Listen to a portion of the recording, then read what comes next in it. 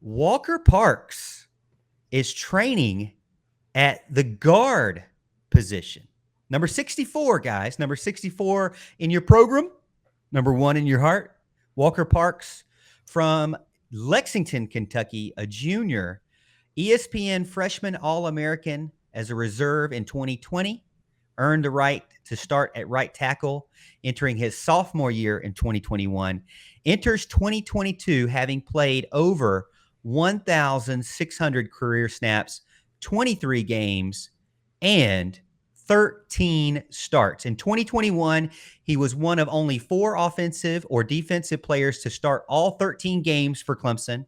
He played 869 869 snaps while starting all 13 games at right tackle. All ACC academic team played 67 snaps versus number 5 Georgia, and the list goes on and literally on.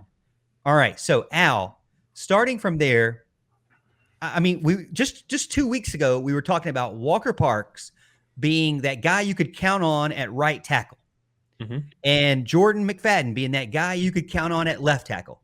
So no matter what, those 2 positions on the corners were solid. We thought. What's going on now?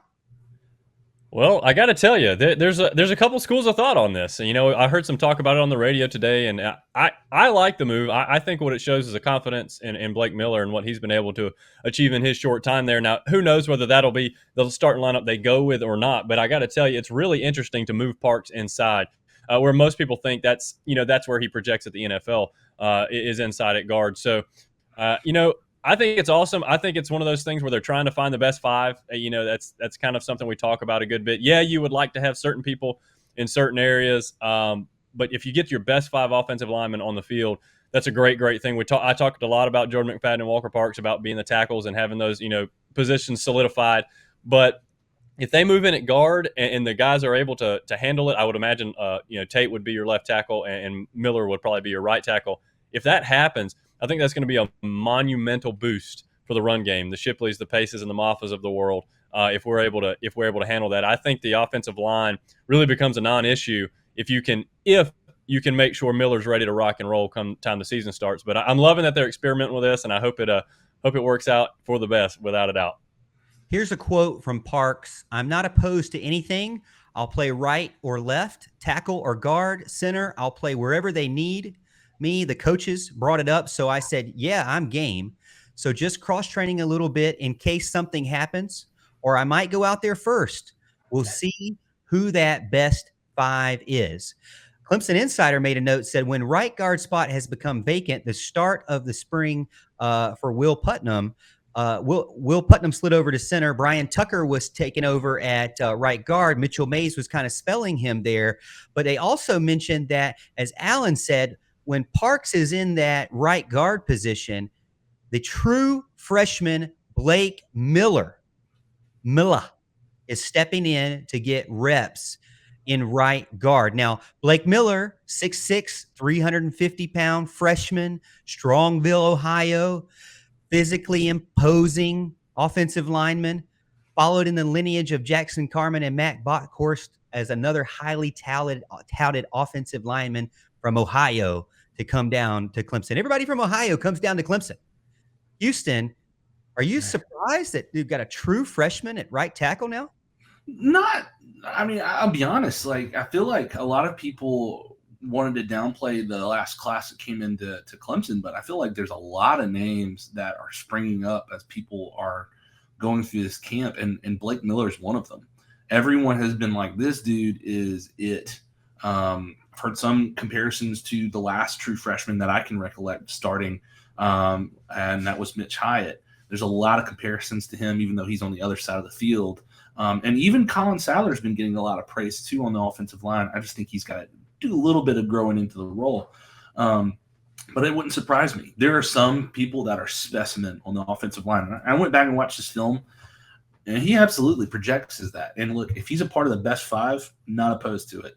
I'm glad that this coaching staff seems to be, in that mindset of the best five will play, more adept to grouping with different personnel. You might see two tights, but on different parts of the field.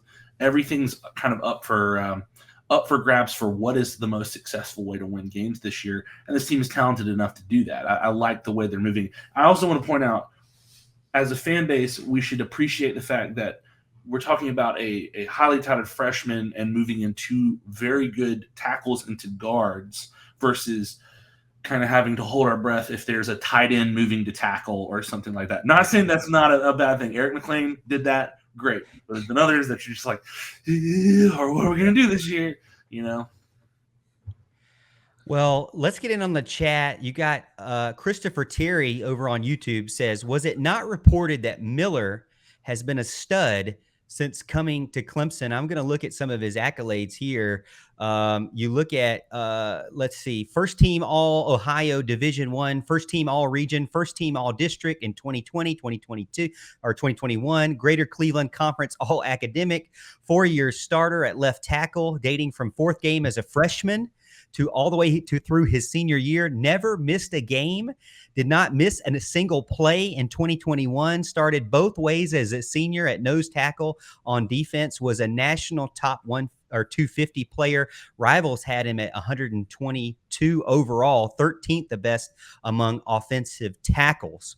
So Al, we've done some video on him. We love to do video on him. We love to watch video on recruits and see what they're all about when they come in. He was one guy that we loved his tape and we thought he was a physical bruiser. I mean, I see film and I watched some this morning. I mean, there is just clips of him demolishing guys, albeit at the left tackle position. So there's no reason why he can't play right tackle in the college level, in my opinion.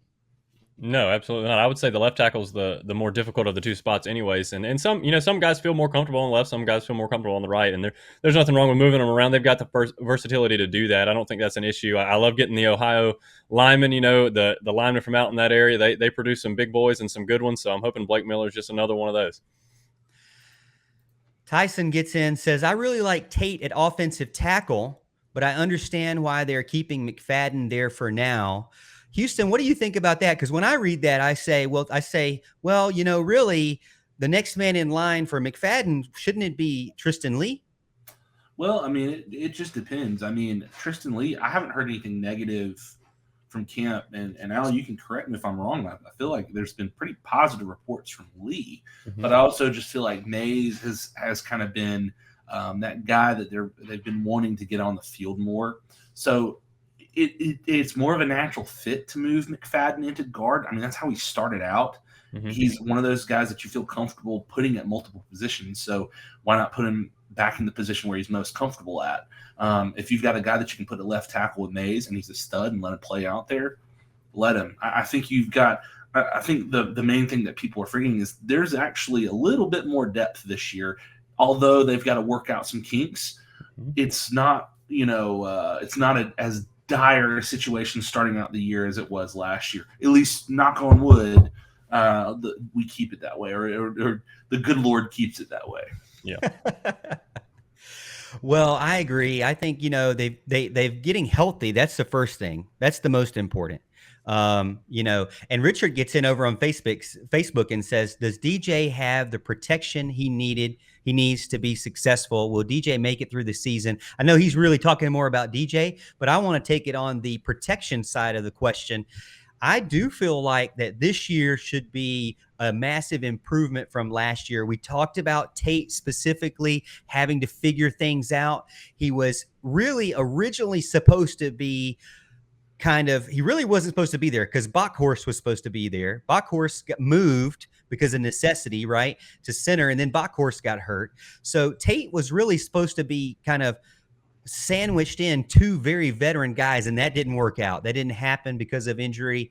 And so now this year, he's able to be in a situation where hopefully the guys are healthy, they're there and ready to go, and they can be more consistent. And, Tate is not trying to figure things out for the very first time this year. He has already been there and kind of understands a little bit better of what's going on.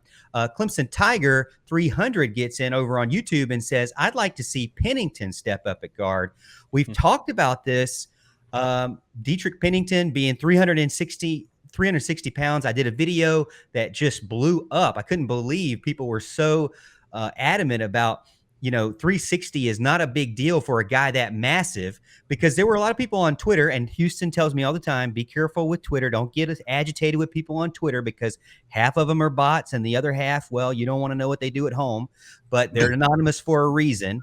So the Twitterites out there were saying, well, 360, that's too fat. He can't handle it. He's way too heavy. I'm saying it's the start of camp. Nobody is going to keep their weight on from the start of the camp to the end of the camp. Everybody's going to be skinnier. It's historically known it's hard to keep your weight during fall camp for an offensive lineman most of the time. So he's not going to stay where he was day one. Let's just put it that way. But I will say, I am kind of shocked that he's not ready, because he's so big, so bad, so powerful. I feel like he could get there, but maybe the knee's still not there yet. Because, offensive linemen don't just bounce back from knee injuries like, 10% body fat wide receivers out here. Mm-hmm. Yeah. I mean, I would say he could probably lose 10 pounds and be just fine. I would say it's a combination of both. I feel like maybe he stands to lose a little bit of weight. It's not something that bothers me. I think it's more or less, I know that it's, he's getting back into play. He missed the entire season and camp and everything and spring, the whole 9 yards. He missed it all. So it's not necessarily the being in shape. He had to rehab and everything. It's just getting into that rhythm, and then also getting used to being hit all the time. It's not easy to be an offensive lineman, regardless of how big you are, whether you're 296 or 360. It's a tough job. So it's going to take him a little bit of time to acclimate to that. And I think eventually he'll be fine. Yeah, well, I think that's good stuff from Clemson Tiger 300. Y'all were talking about with Pennington. That's what everybody wants to talk about. Pennington needs to be that right guard, and maybe he will be. Maybe he gets his knee under him. Maybe he gets to to get back in football shape or whatever. And hopefully that happens sooner rather than later. It was a good comment by Clemson Tiger 300. However, I did see Clemson Tiger 300 mentioned earlier. Tate isn't a tackle; he's a guard. Tristan Lee is second string left tackle. Don't get caught up in the roster and the depth charts and all that kind of stuff. Tate did play play guard last year. I understand that. That was more out of necessity. He can play either, but I think he's the most comfortable at tackle. And left tackle specifically, I think, is where he's headed. So keep watching Clemson Tiger 300. I think that might change a little bit.